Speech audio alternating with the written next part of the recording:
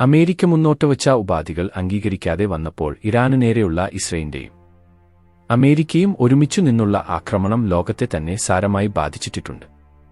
ഇസ്രായേലിനു ഇറാനും ഒരുപോലെ നാശനഷ്ടം സംഭവിച്ചിട്ടുണ്ട്. ഈ യുദ്ധം തുറന്നാൽ മൂന്നാം ലോകയുദ്ധം തന്നെ ചിലപ്പോൾ സംഭവിക്കാം. നമ്മുടെ ഇന്നത്തെ പ്രധാന വിഷയം പാകിസ്ഥാന്റെ കടന്നുകയറ്റം. ഇറാനും ഇസ്രായേലും തമ്മിലുള്ള യുദ്ധം നടക്കുന്ന ഈ സമയത്ത് പാകിസ്ഥാൻ ഇന്ത്യയെ ആക്രമിക്കാൻ കോപ്പ് കൂട്ടുന്നു എന്ന് ന്യൂസ് ചാനലിൽ പ്രചരിക്കുന്നുണ്ട്. നമുക്ക് ആ വിഷയം പരിശോധിക്കണം. നിലവിലെ ആഗോള സാഹചര്യങ്ങൾ കണക്കിലെടുക്കുമ്പോൾ ഈസ്റ്റിൽ അമേരിക്ക-ഇസ്രയേൽ ഇറാൻ വലിയ സംഘർഷങ്ങൾ നടക്കുന്നുണ്ട്. എന്നാൽ ഇന്ത്യയും പാകിസ്ഥാനും തമ്മിലുള്ള ഒരു യുദ്ധം ഉണ്ടായാൽ അത് പാകിസ്ഥാനെ സംബന്ധിച്ചിടത്തോളം അതീവ ഗുരുതരമായ പ്രത്യാഘാതങ്ങൾ ഉണ്ടാക്കുന്ന ഒന്നായിരിക്കും.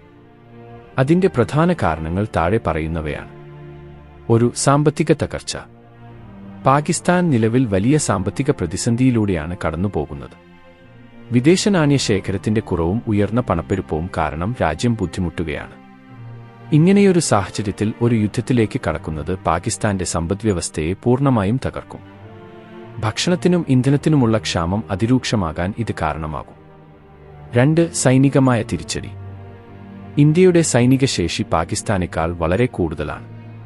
ഇന്നത്തെ ഇന്ത്യയ്ക്ക് അത്യാധുനിക ആയുധങ്ങളും ശക്തമായ പ്രതിരോധ സംവിധാനങ്ങളും അതീവ രഹസ്യമായി സൂക്ഷിക്കുന്ന ദീർഘദൂര മിസൈലുകളും. ക്രൂയിസ് മിസൈലുകളുടെ കാര്യത്തിൽ ലോകത്തിൽ ഏറ്റവും വേഗതയിൽ സഞ്ചരിക്കുന്നത് ഇന്ത്യയുടെ ബ്രഹ്മോസ് ക്രൂയിസ് മിസൈലിൽ ഇന്ത്യക്കുണ്ട്. പാകിസ്ഥാൻ ഇന്ത്യയെ ആക്രമിച്ചാൽ അന്താരാഷ്ട്ര തലത്തിൽ ഇന്ത്യയ്ക്ക് ലഭിക്കുന്ന വലിയ പിന്തുണയും പാകിസ്ഥാന് തിരിച്ചടിയാകും. 3. അന്താരാഷ്ട്ര ഒറ്റപ്പെടൽ. ലോകരാജ്യങ്ങൾ മിക്കവാറും ഇന്ത്യയുമായി അടുത്ത ബന്ധം പുലർത്തുന്നവരാണ്. ഒരു യുദ്ധമുണ്ടായാൽ പാകിസ്ഥാൻ ലഭിച്ചുകൊണ്ടിരിക്കുന്ന വിദേശ സഹായങ്ങളും നിക്ഷേപങ്ങളും നിലയ്ക്കും. ഇത് രാജ്യത്തെ നയതന്ത്രപരമായി ഒറ്റപ്പെടുത്തും. 4. ആഭ്യന്തര കലാപം. യുദ്ധമുണ്ടായാൽ പാകിസ്ഥാനിലെ ബലൂചിസ്ഥാൻ പോലുള്ള പ്രദേശങ്ങളിൽ നിലവിലുള്ള ആഭ്യന്തര പ്രശ്നങ്ങൾ കൂടുതൽ വഷളാകാൻ സാധ്യതയുണ്ട്. ഇത് രാജ്യത്തിന്റെ ആഭ്യന്തര സുരക്ഷയെ തകിടം മറിക്കും.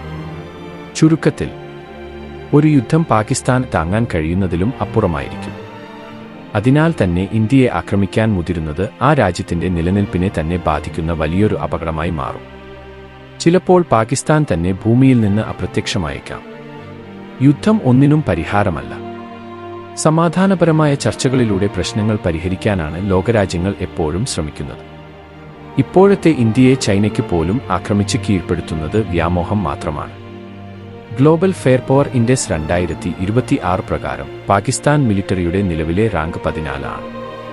പാകിസ്ഥാൻ മിലിറ്ററിയുടെ കയ്യിലുള്ള ആയുധങ്ങളുടെ കരുത്തിലാണ് ഈ റാങ്ക് നിലവിൽ രേഖപ്പെടുത്തിയിരിക്കുന്നത്. യഥാർത്ഥത്തിൽ പാകിസ്ഥാന്റെ ആയുധങ്ങൾക്ക് തീരെ ഗുണം നിലവാരം ഇല്ലാത്തതാണ്. സൈനിക ശേഷിയിലും സാമ്പത്തികമായും വളരെ പിന്നോക്കം നിൽക്കുന്ന പാകിസ്ഥാൻ എങ്ങനെയാണ് ഇന്ത്യ ആക്രമിച്ച് കീഴ്പ്പെടുത്തുന്നത്?